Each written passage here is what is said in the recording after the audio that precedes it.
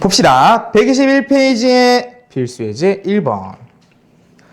우리가 U라고 하는 전체 집합이 존재한다고 하는데 그것이 12의 양의 약수라고 하네요. 12의 양의 약수. 그럼 우리가 이 10이라고 하는 거의 양의 약수를 실제로 적어 볼게. 1, 2, 3, 4, 6, 12 요렇게 원소의 개수가 몇 개가 나왔냐면 6개가 나온 상황이 되었네요. 괜찮나요?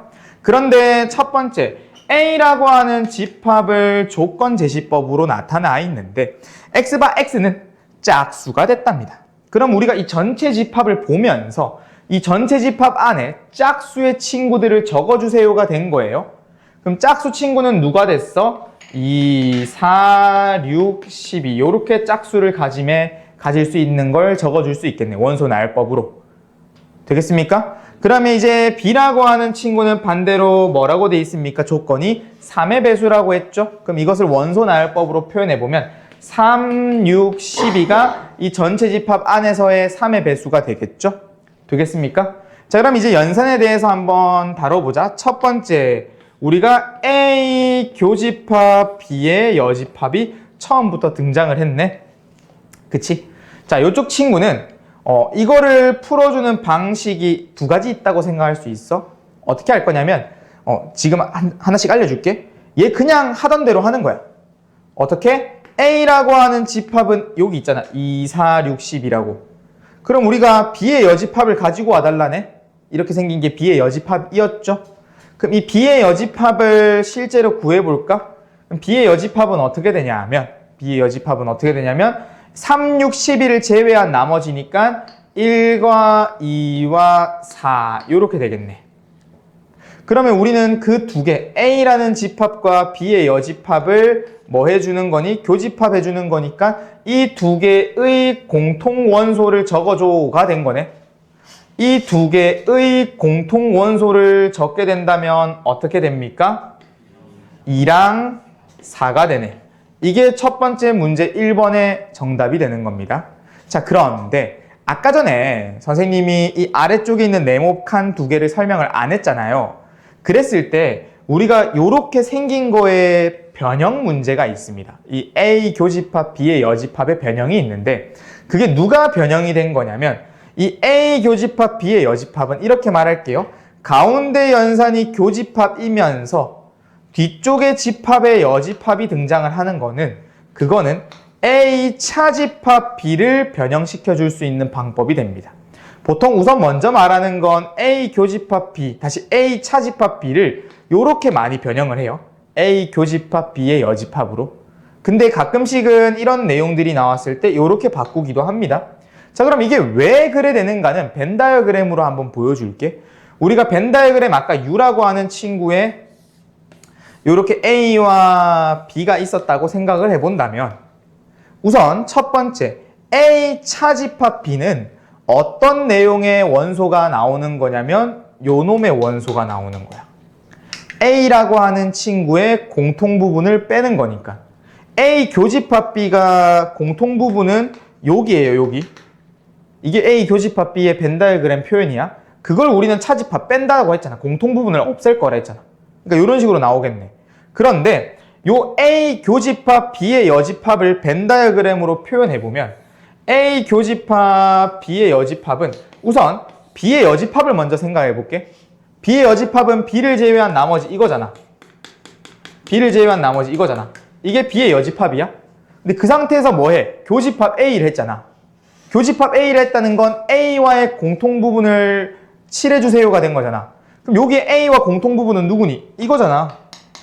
그러니 어때? 결국 색칠된 부분의 모양을 보면 똑같은 모양이 나오죠? 그래서 우리가 이 A 차집합 B는 그 빼기를 뭐라고? 교집합의 뒤쪽 집합의 여집합으로 바꾸면 이렇게 동일하게 적용이 된다는 것을 알 수 있어. 다시 A 차집합 B는 그 빼기를 어떻게? 교집합으로 만들어주고 뒤쪽 집합의 여집합을 적어주면 되는 거라고 했습니다.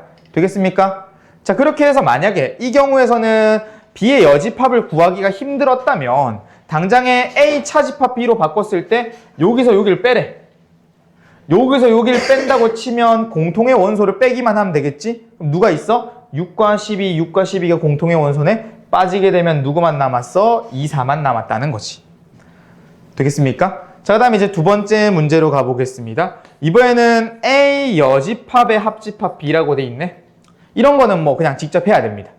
A의 여집합이니까 우리가 A의 여집합을 구한다고 생각을 하면 2, 4, 6, 12를 제외한 나머지를 물어보고 있네요. 누구만 적으면 돼? 1과 3을 적어주면 되겠네.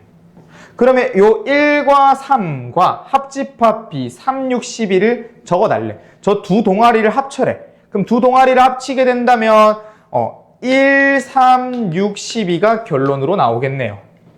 되겠습니까? 자, 그 다음에 세 번째도 가봅시다. 세 번째 친구는 어떻게 돼 있어? A 차집합 B의 여집합이 있잖아. 그럼 요런 거가 실제로 물론 우리는 A도 구해놨고 B의 여집합도 구해놨기 때문에 차집합을 하는데 문제가 없습니다. 그럼 실제로도 A 차집합 B의 여집합을 실제로 적용해볼까? 그러면 어떻게 되냐면 얘에다가 얘를 빼면 되겠네. 그럼 저 A에다가 B의 여집합을 뺄 때 공통의 원소 누가 나와 있니? 2, 4가 나와 있네. 그럼 2, 4를 저기에다 제외시키면 결론이 누굽니까? 6과 12였다는 걸 알 수 있어요. 근데 이거는 다 구해놨으니까 쉽게 적용하는 방법인 거고, 단순하게 요놈의 식을 정리하는 입장으로 갔을 때 편한 방법은 뭐냐면 우리가 요 다시 차집합은 뭘로 바뀔 거라 했어? 교집합의 뒤쪽 집합의 여집합을 할 수 있다 했지. 그럼 여기서 이제 또 우리가 아까 말한 생략을 한 그 친구의 네모박스 친구 또 나옵니다. 여집합의 여집합이래. 그럼 이거를 한국말 그대로 해볼게. B라고 하는 친구를 있을 때, B 원소가 있을 때 B를 제외한 나머지가 B의 여집합이야. 근데 그거의 여집합이 됐대. 이 나머지를 제외한 또 나머지를 갖고 오래. 어떻게 돼? 다시 원상복구가 되는 거야. 여집합과 여집합이 만나면 그냥 얘는 원상복구 B가 됩니다. 그럼 요놈은 정리를 했을 때 누구인 거야? A 교집합 B를 구하고 있는 거야. 그럼 A 교집합 B를 실제로 하게 되면 이 두 개 교집합하자. 공통의 원소를 찾자. 얼마 나와? 6과 12. 똑같죠? 확인되죠? 우리는 저 친구가 여집합을 다 구해놨기 때문에 이 차집합이 쉽게 정리가 되는데 보통 차집합들은 보는 바와 같이 교집합의 뒤쪽 집합의 여집합으로 많이 씁니다. 괜찮나요? 그 다음에 네 번째 친구도 볼게요. 네 번째 친구는 어떻게 나와 있습니까? 우리가 전체 집합 U라고 하는 거에 빼기 A의 여집합이네. 또 차집합 나왔네. 그럼 차집합이라고 하는 친구는 어떻게 쓰자? 교집합의 뒤쪽 거에 여집합을 쓰는 게 편할 것이다. 그러면 여집합의 여집합은 그걸 제외한 나머지의 또 나머지니까 원상복구가 될 거라고 했었죠. 그래서 어떻게? U 교집합 A네. 근데 전체 집합은 무조건 전체 집합이 다 A에 소속되어 있는 부분집합일 거고 A의 다시 U의 부분집합이 A일 거고 두 개의 교집합을 하면 A일 수밖에 없네. 얘가 훨씬 더 큰 놈인데 작은 놈을 교집합하면 작은 놈이 나올 거라는 거지. 그럼 A의 크기가 2, 4, 6, 10이니까 정답은 2, 4, 6, 12가 되게 되는 겁니다. 되겠습니까? 이렇게 필수 예제 1번을 정리했답니다.